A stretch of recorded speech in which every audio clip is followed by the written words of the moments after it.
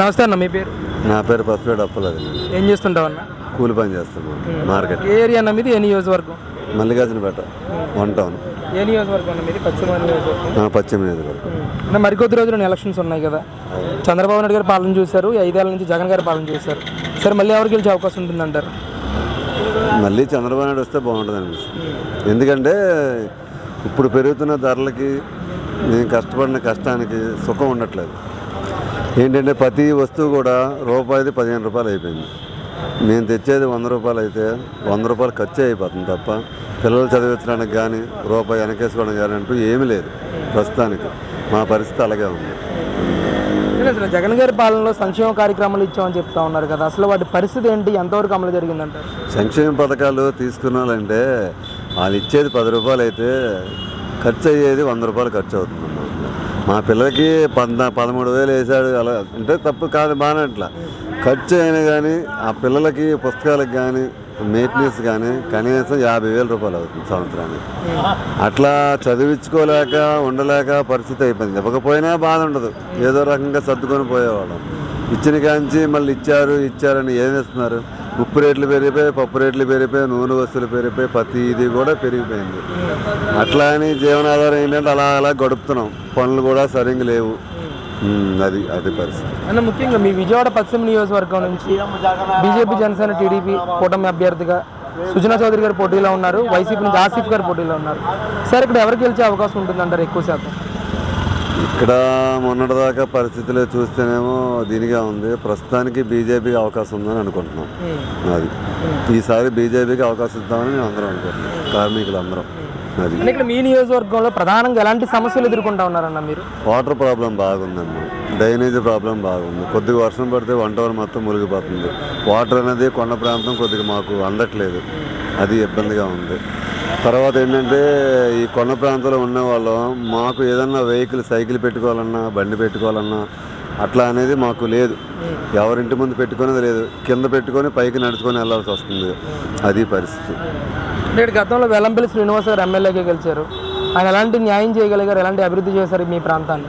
వెల్లంపల్లి శ్రీనివాసరావు గారు వాళ్ళ ప్రభుత్వులకే చేశాడు తప్ప మాలాంటి వాళ్ళని కలిసి మీకేంటి ప్రాబ్లం, మీకేంటి ఇలాగుందా అన్ని సమస్య ఏంటి, మంచి ఏంటి, చెడ్డని ఏ రోజు కూడా ఎవరి దగ్గర వచ్చిన దాఖలాలు లేవు ప్రస్తుతానికి. ఆయనేమో ఇంకా అవకాశాలు చేసుకొని ఆయన వెళ్ళిపోయాడు. అది మరి ఇక్కడ మీ ప్రాంతంలో ఎమ్మెల్యేగా సుజనా చౌదరి గారు గెలిస్తే, అలాగే పైన చంద్రబాబు నాయుడు గారు గెలిస్తే ఎలాంటి న్యాయం జరుగుతుందని భావిస్తున్నారు మీరు? మేము పాత రోజులు బాగుంటాయి అట్లా అనుకుంటున్నాం. ప్రస్తుతానికి ఏంటంటే మాకు ఉన్న ఆదాయం పెరిగిద్ది. ఆదాయం పెరిగిన కాంచి ఖర్చు అనేది ఆటోమేటిక్గా ఉంటుంది అనుకుంటా. ఖర్చు అనేది ఎక్కువైపోయింది, ఈ టైంలో ఆదాయం అనేది తగ్గిపోయింది మాకు. అట్లా మాకు పనులు ఎక్కువ ఉంటే మాకు రూపాయి కనబడితే మాకు సంతోషంగా ఉంటాం మేము అనుకుంటున్నాం. అది ఈసారి కూడా చంద్రబాబు నాయుడు వస్తే అని అనుకుంటున్నాం మేము కూడా. సార్, నమస్తే అండి, మీ పేరు? నా పేరు జీవి సంవత్సరం అండి. ఏం చేస్తుంటారు సార్? క్లాత్ మర్చెంట్ అండి. ఏ ఏరియా సార్ మీది? ఏ నియోజకవర్గం? అది పశ్చిమ నియోజకవర్గం, చిట్టినగర్ ఏరియా మాది. చిట్టినగర్ ఏరియా. ఏంటి సార్, మరికొద్ది రోజుల్లోనే ఎలక్షన్స్ జరగబోతూ ఉన్నాయి. గతంలో చంద్రబాబు నాయుడు గారి పాలన చూశారు, 5 ఏళ్ల నుంచి జగన్మోహన్ రెడ్డి గారి పాలన చూశారు. అసలు ఎవరి పాలనలో మీ ప్రాంతం అభివృద్ధి చెందిందని భావిస్తున్నారు? అసలు ఎవరి పాలన అంటే ఇప్పుడు రాష్ట్రం మొత్తం చంద్రబాబు బాగా చేస్తున్నారు, అది మా అభిప్రాయం. జగన్ గారి పాలన ఎలా అనిపించింది? అది కొంతమంది వరకు ఉపయోగపడుతుంది కానీ అందరికీ ఉపయోగపడుతుంది, స్టేట్ మొత్తం ఉపయోగపడుతుంది, ఏదో కొద్దిమంది వరకే. ఈసారి ఎలా ఉంటుందంటారన్న పోటీ? అసలు ప్రజెంట్ అయితే సర్వేలు చెప్పే ప్రకారం టీడీపీ రావచ్చు.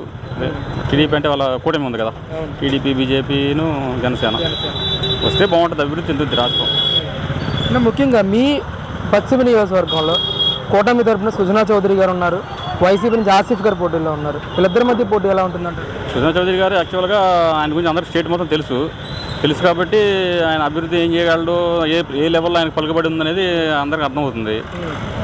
ఆయన పలుకుబడి గురించి పశ్చిమ జనానికి ఏదైనా ఉపయోగకరంగా ఉంటుందని మా అభిప్రాయం. ముఖ్యంగా పశ్చిమ నియోజకవర్గంలో ఎలాంటి సమస్యలు ఎదుర్కొంటూ ఉన్నారు ఈరోజు?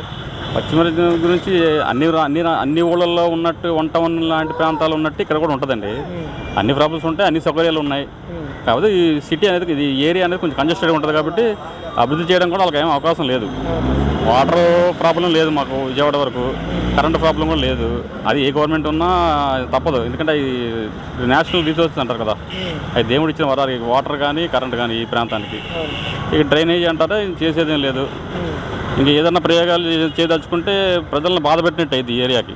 ఎందుకంటే అభివృద్ధి చేయాలంటే, రోడ్లు వైండింగ్ చేయాలంటే, బిల్డింగులు, ఆస్తులు, తాత ముత్తాలను సంపాదించి కష్టపడి సంపాదనంతా పోవాలి. అది దానికి ఎవరు సిద్ధపడరు. కాబట్టి ఇలా బతికడం బెటర్. చాలా ఊళ్ళ కంటే ఇప్పుడు బాంబే లాంటి సిటీస్ కానీ కొన్ని ప్రాంతాల్లో ఉన్న వాటి మీద చాలా బెస్ట్ మన ఊరు. కొంచెం కంజెస్టెడ్ అయినా ఇలా బతకడమే హ్యాపీ ఇక్కడ.